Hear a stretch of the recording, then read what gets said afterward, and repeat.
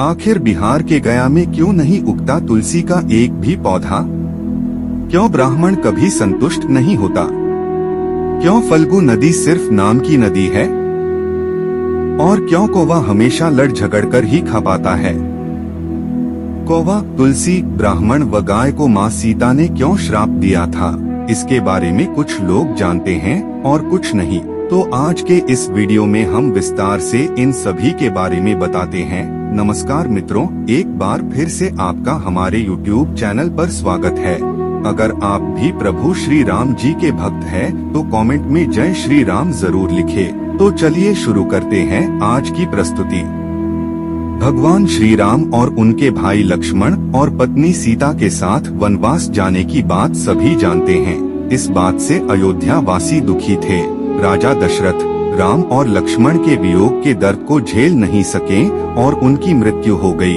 पिता के निधन की खबर सुनकर भगवान राम और उनके छोटे भाई लक्ष्मण को गहरी ठेस पहुंची।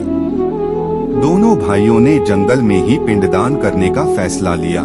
पिंडदान के लिए दोनों भाई जंगल में ही आवश्यक सामग्री एकत्रित करने के उद्देश्य से निकल गए। एक और पिंडदान का समय निकलता जा रहा था।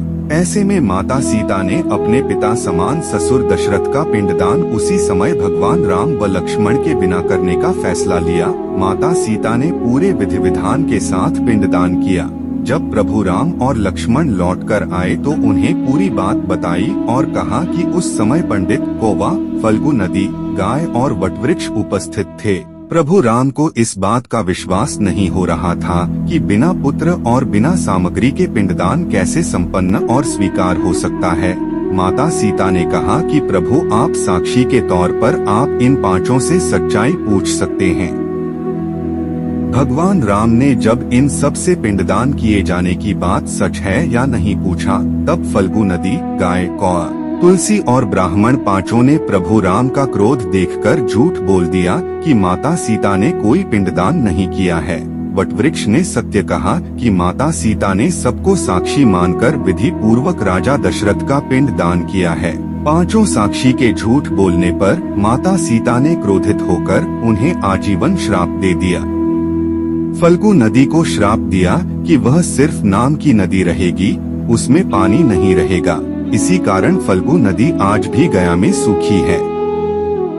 माता सीता ने गाय को श्राप दिया कि घर में पूजा होने के बाद भी गाय को हमेशा जूठन खाना पड़ेगा। रामायण में भी इस कथा का जिक्र मिलता है। माता सीता से पंडित को श्राप मिला कि पंडित को कितना भी मिलेगा, लेकिन उसकी दरिद्रता कभी दूर नहीं होगी।